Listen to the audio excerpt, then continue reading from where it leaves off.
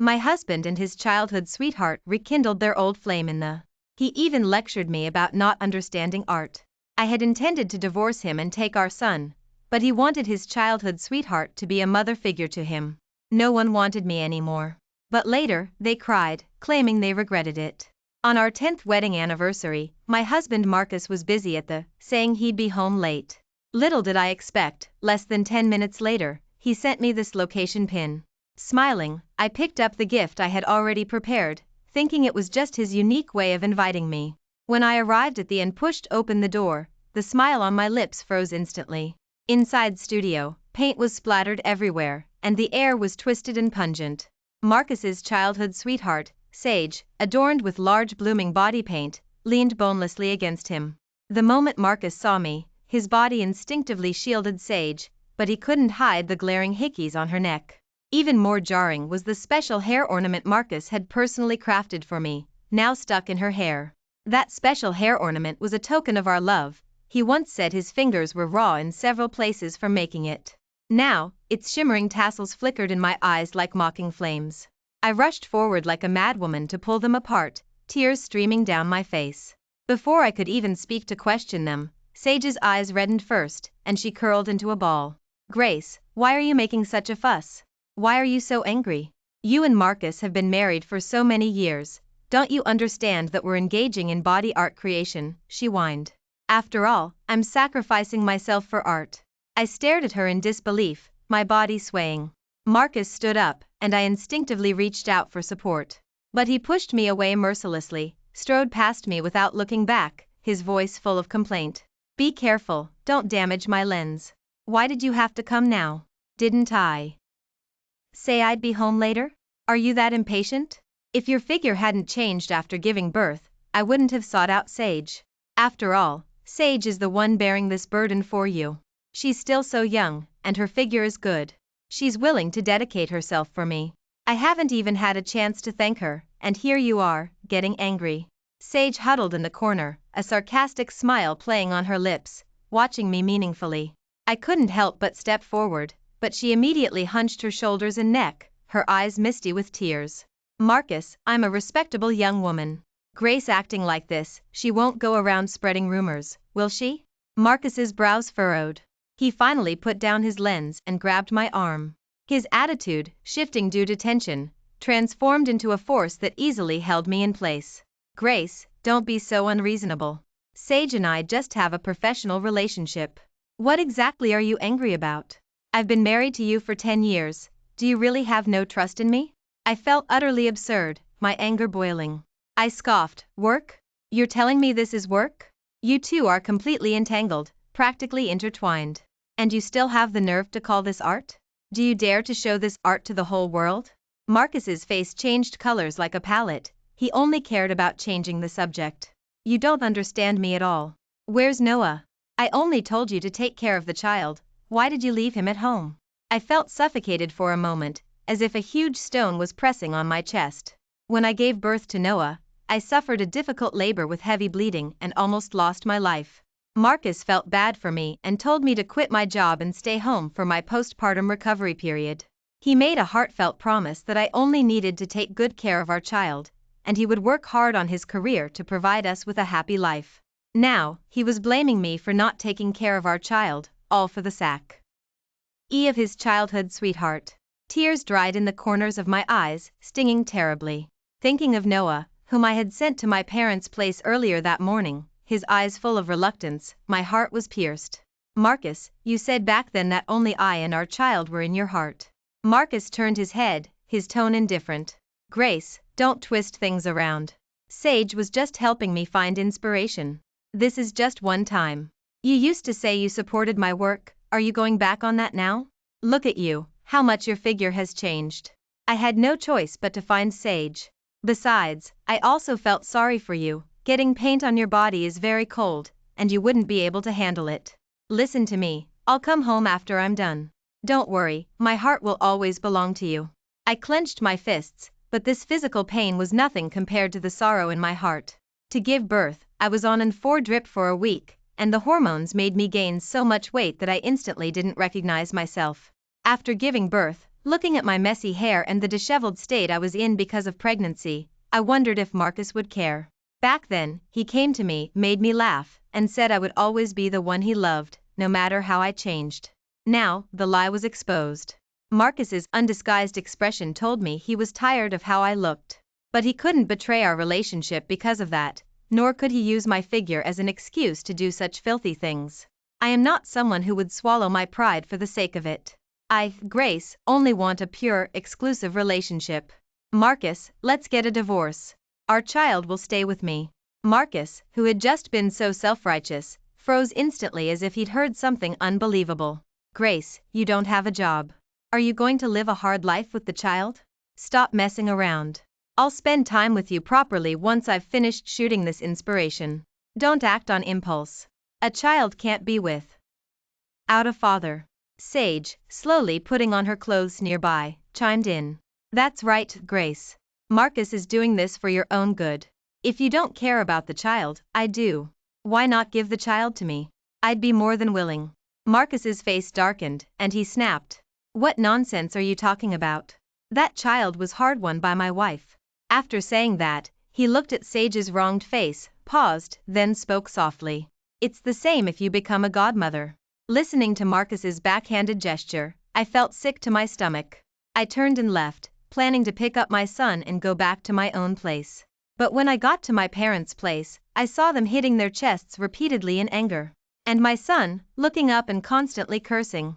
Dad, Mom, what's going on? Ignoring everything else, I quickly helped my parents sit down. Noah, still fuming with his neck stiff, didn't stop cursing when he saw me. Instead, he cursed even more vigorously. I don't want a mom like you. Everyone makes fun of me for having a fat mom, and Dad doesn't like you either. I like Aunt more. Grandma and Grandpa said Dad was supposed to marry Aunt, and it's all your fault. You made Aunt sad. And today you insisted on sending me to my grandparents' house. They smell, and I hate it. You also disturbed Dad and Aunt while they were working. You're a bad mom. I don't want you. I want Aunt to be my mom. I stared at him blankly, and by the time I came to my senses, I had fallen to the ground, with my parents' cries of what a disaster ringing in my ears. My son, whom I had painstakingly raised for 5 years, not only didn't stop cursing but also ran to me as I fell, raising his fists and hitting me. Punch after punch. It didn't hurt, but it made me bend over, whispering softly. Do you know what your dad and Sage were doing? Noah squirmed for a moment, then became self-righteous again. Dad and Aunt were doing what you used to do, so what? Isn't it good to have another mom? Mom, don't be so petty. Aren't you happy that I have 2 moms? Besides, Dad said he loves you the most, so why are you still unhappy? Aunt is clearly nicer to me. She's pretty and smells good, and she doesn't force me to play the piano. I can do whatever I want.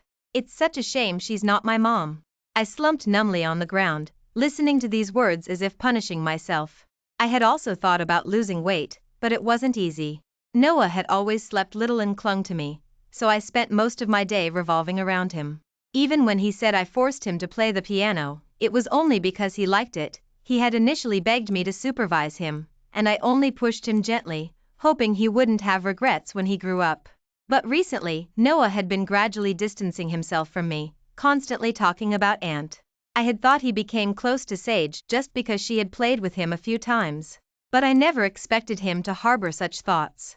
I chuckled self-mockingly, lifted my eyes, and asked with a trembling voice, if your dad and I divorce. Before I could finish, I was interrupted.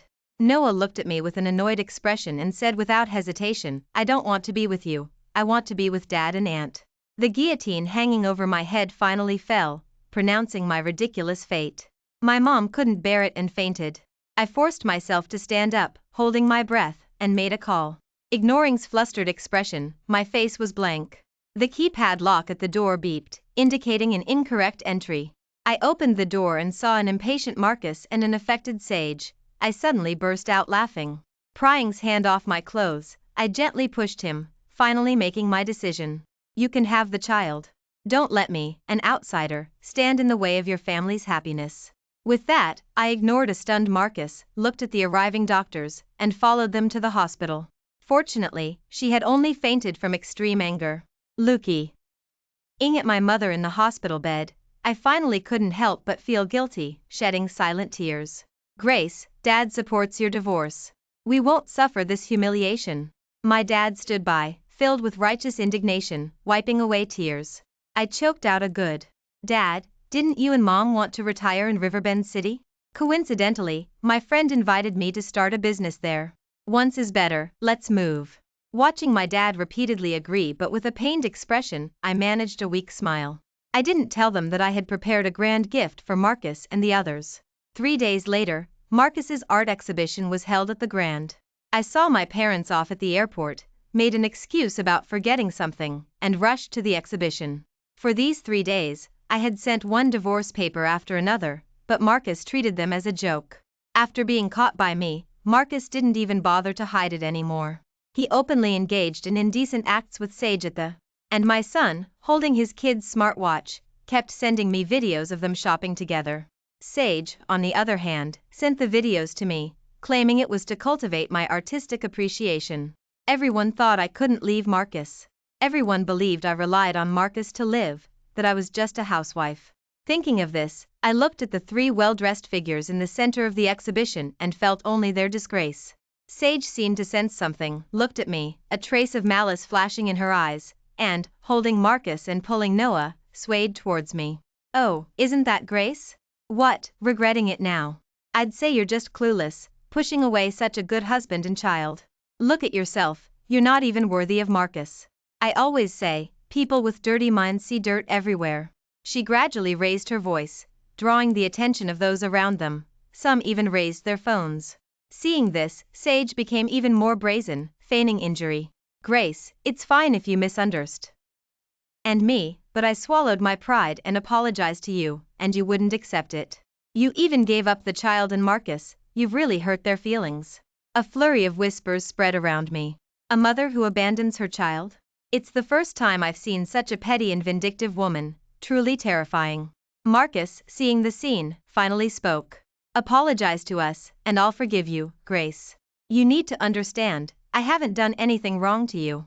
"That's right, Mom. You even abandoned me for your own sake." They spoke one after another, pinning me firmly to the pillar of shame. I watched the increasing crowd, and finally burst out laughing. "Marcus, instead of spouting such high-sounding words, why don't you let everyone enjoy what you called your greatest artwork? Since you're reluctant to release it, I'll help you." Saying that, I looked at the large screen in the center of the exhibition and pressed the remote control in my hand without hesitation. Instantly, the so-called art video captured everyone's attention. Ambiguous sounds filled the entire exhibition. Many instinctively covered their faces but couldn't stop their eyes from continuously looking towards the protagonists. "This is art. This is a source of inspiration. I didn't want to, but you're too fat. I don't want you, I want Aunt."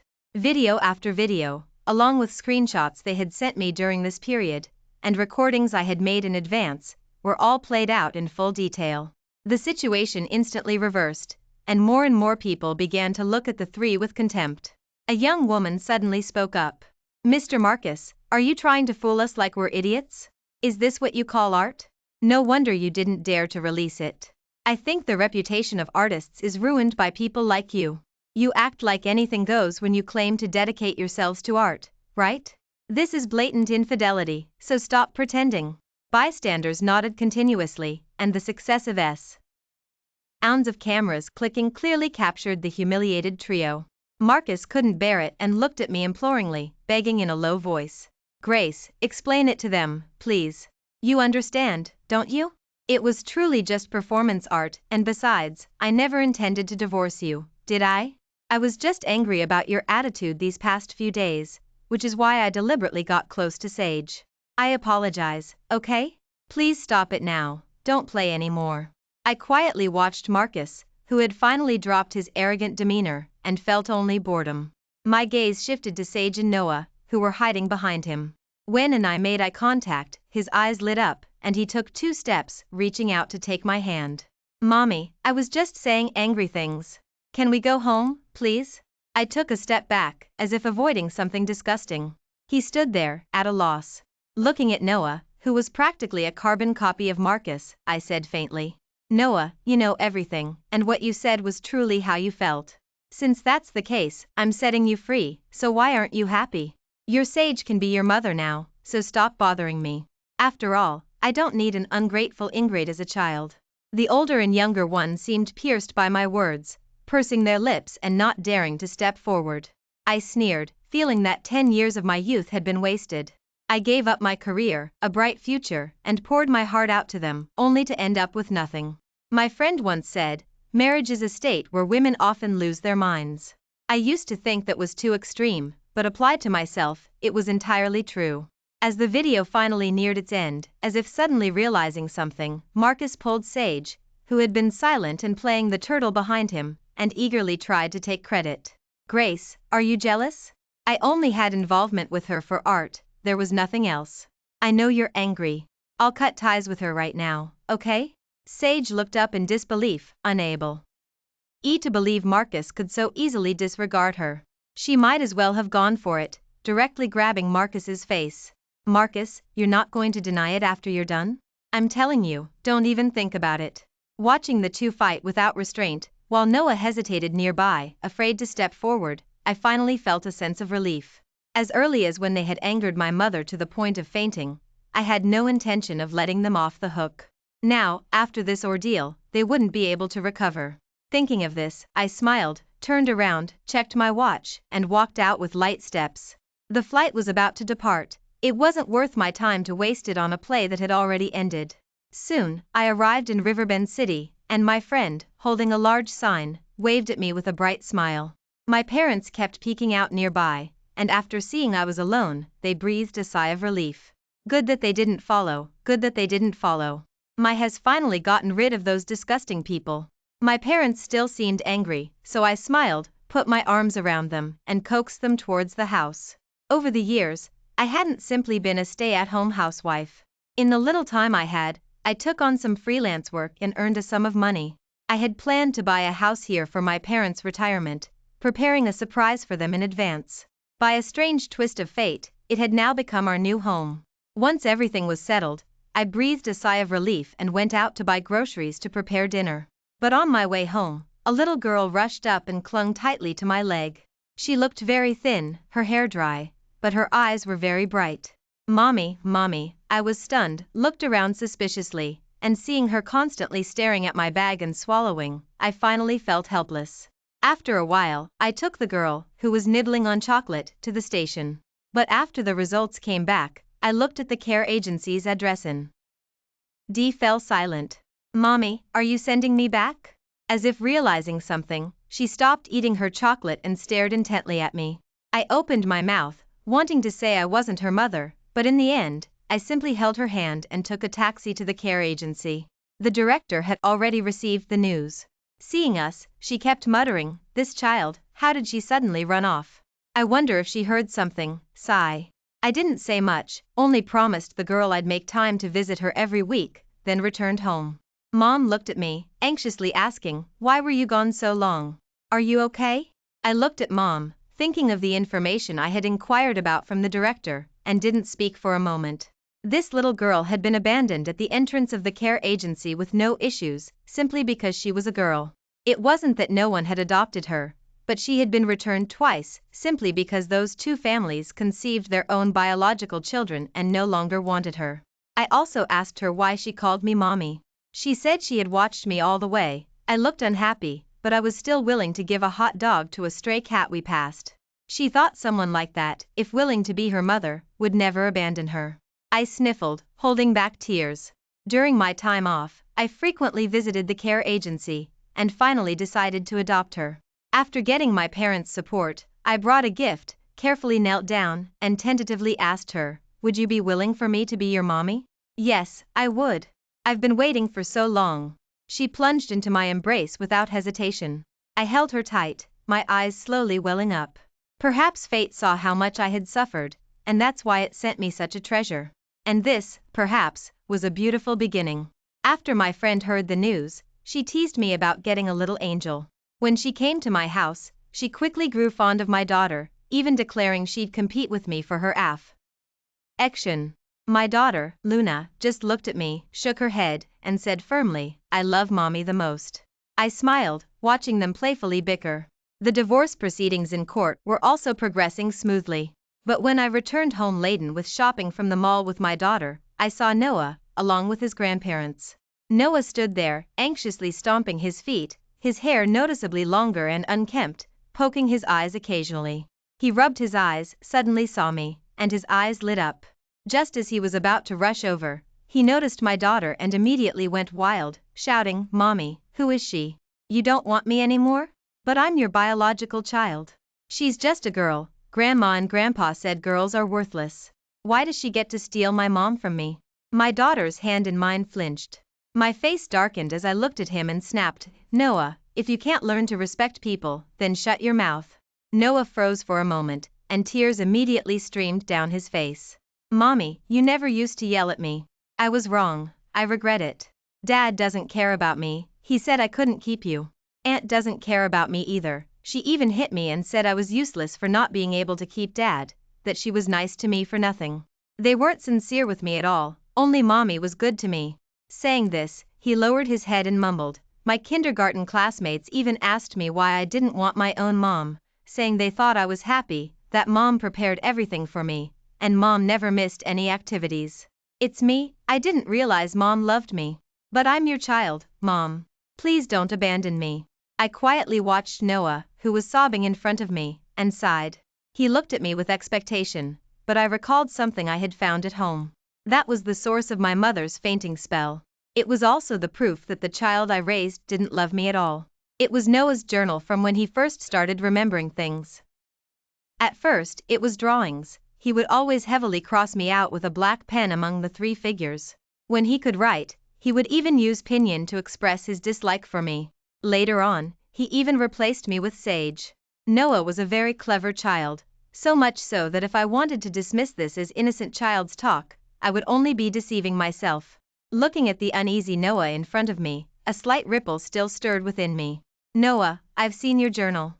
Noah's face instantly turned pale, and he clutched the corner of his clothes, mumbling, afraid to speak.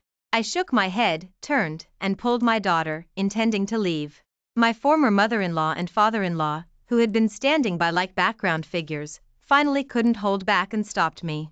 My former mother-in-law looked at me and gently urged, "Grace, I know you're resentful, but this family can't fall apart, can it? For the child's sake, can't you just turn a blind eye? I promise, I'll definitely keep an eye on Marcus from now on. He just made a mistake, it's not a capital offense." I sneered and retorted, "You want me to pick up scraps? Why should I? Besides, haven't I fulfilled your wish for Sage to be your daughter-in-law? Stop bothering me. I'll pay child support. As for anything else, don't even think about it. Everyone should pay the price for their choices. There's no reason why, just because I'm a mother, I should sacrifice myself for this. I have a clear conscience regarding my child, but if he is rotten to the core, if he turns the blade on me, I won't be a saint." Ignoring their attempts to stop me, I drove straight home. My friend heard about what happened to me and immediately rushed over, fuming. "That scumbag Marcus, that coward. He's too afraid to come himself, so he uses his child as a shield, right? What a loser. He doesn't even have the sincerity to reconcile." I covered my daughter's ears, helplessly watching her curse without repeating herself. They still have the nerve to say Marcus was trapped. What, a grown man can't even break free from a woman? What a wimp. You wait, I'll call my brother over to protect you, so you don't get pestered again these next few days. I waved my hand, saying it wasn't necessary, but the next day, my friend's brother and I stood facing each other awkwardly in the living room. My daughter looked at him warily, standing in front of me. "Who are you? Are you here to steal Mommy?" No one can force Mommy against her will. I immediately burst into laughter, hugged my daughter, and kissed her. She shyly hid in my arms. My brother, Liam, scratched his head, looking at me awkwardly. "Do I look like a bad guy?" I chuckled, finally stood up, and said, "You've really gone to so much trouble. Let me treat you to a meal." "It's fine, your sister was just too worried about me. You can go back after we eat." But the slap in the face came unusually fast, as if they had sent in the big guns after the small ones. Marcus stood straight, blocking my path. He was wearing the clothes from the day we became official, and he managed a weak smile, handing me a painting. "You always said you wanted me to paint a painting for you as a birthday gift. I stayed up for 3 days to paint this. See if you like it?" I casually glanced down. The painting depicted me giving a speech at my alma mater. At that time, I hadn't had children, my career was steadily rising, and my eyes were full of confidence. For a moment, I felt a little dazed, as if I hadn't seen myself like that in a long time. Grace, I really love you.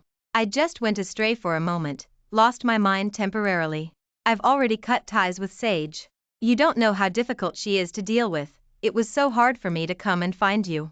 So? I asked Marcus, who was gradually trying to take credit, my face expressionless. You don't expect me to be touched just because you rejected Sage for me, do you? How audacious of you. Who do you think you are? See. Heating and calling it performance art, using a pretense to engage in illicit affairs, and still showing no remorse. Marcus's, you are truly disgusting. Marcus's face was ashen, and he argued unwillingly. But I've been ruined because of you. She was the one who wouldn't leave me alone. My heart is only for you. I scoffed. For me? Get it straight, you willingly filmed those videos with Sage. Don't spout high-sounding nonsense. If you don't find it disgusting, I do. Get out of my sight and don't come back. After I spoke, my brother Liam immediately came over and stood in front of me. Finally noticing him, Marcus opened his mouth and pointed, saying indignantly, Grace, how long has it been, and you're already with someone else? Are you betraying me? I frowned in annoyance, and just as I was about to speak, Liam spoke first. A person with a dirty mind sees dirt everywhere. Do you think Grace is like you? Yes, I have feelings for her, but I'm just pursuing her, she hasn't agreed. And thank you for letting go of such a wonderful woman, giving me a chance to pursue her. Marcus's face turned red from Liam's sarcasm, and he completely broke down. I'm her husband. As if that wasn't enough, Liam grinned and said, not for long. With that, he took my daughter and me, and while Marcus stood stunned, we went straight home. Once we got home, Liam was the first to apologize to me. I'm sorry, I just said that on purpose. I couldn't stand his hypocritical attitude. I just wanted to annoy him, especially since he didn't appreciate someone as good as you. I chuckled, looking at him, and comforted him, it's fine, you actually helped me. Presumably, Marcus wouldn't show up for a long time after this humiliation. Without further distractions, my friend and I quickly immersed ourselves in our startup. I was in charge of the technical department, busy with overall project analysis, framework construction, and interviewing for technical roles. It was like one person doing the work of three. Liam looked at me and complained to his sister, Sis, you're a total slave driver. Who works people this hard? My friend pursed her lips and retorted, you don't understand. Back then, Grace was #1 in our major. I simply couldn't let such an outstanding talent go. If she can work, she should work more. It's a blessing for her to have a boss like you. I shook my head helplessly and immersed myself completely in my work. For me now, being busy was actually a good thing. I needed more achievements to prove myself. The high-intensity work quickly made me lose weight, and the half-day's work had also made progress. Soon, reporters came to interview our company, specifically requesting to speak with my friend and me. Excuse me, what was the initial intention behind starting this company? I see it's an all-female company. My friend looked at me. I looked at the microphone held up to my mouth, pondered for a moment, and said, our initial intention was to give all women who were screened out for various reasons a chance to showcase themselves.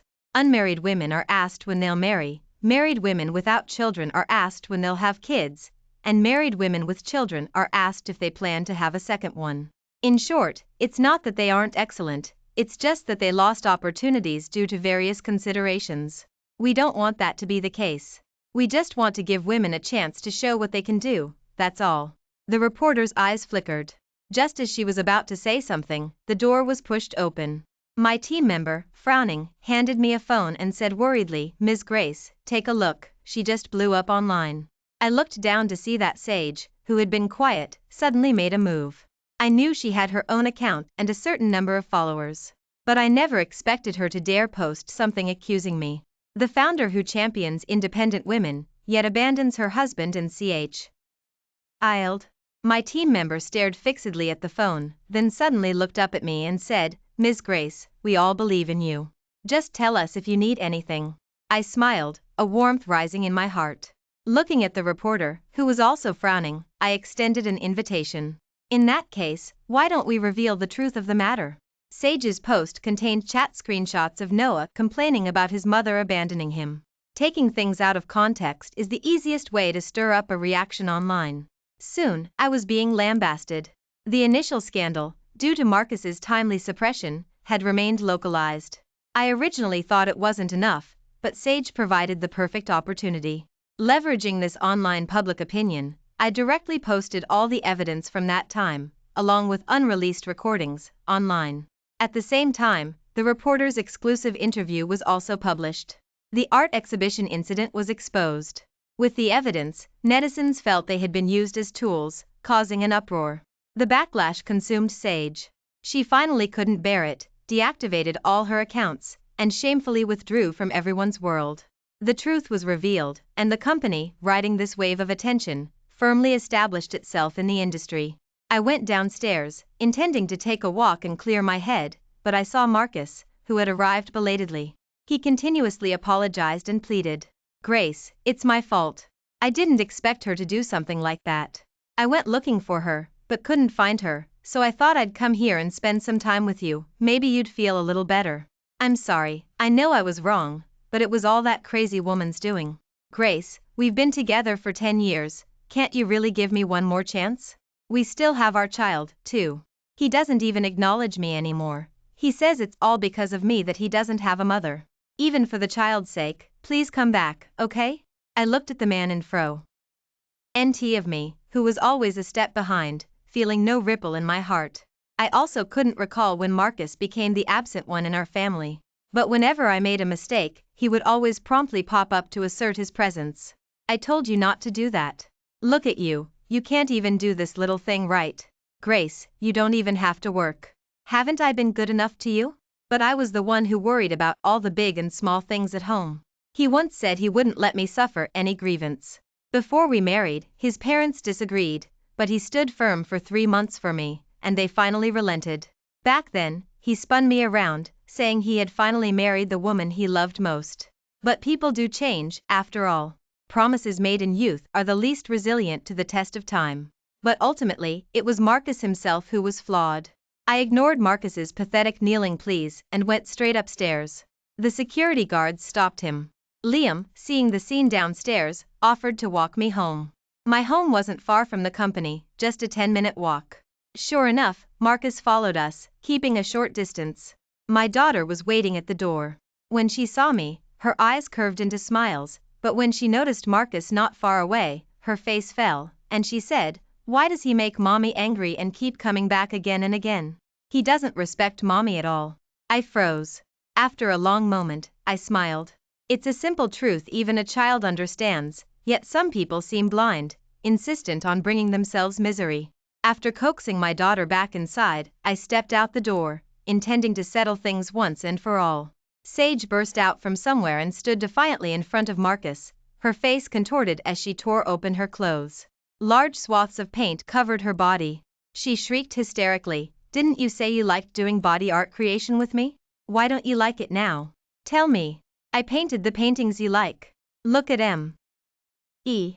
Marcus dodged an alarm, hastily covering his face, terrified of being recognized. He even pleaded with me, "Grace, please, let me hide."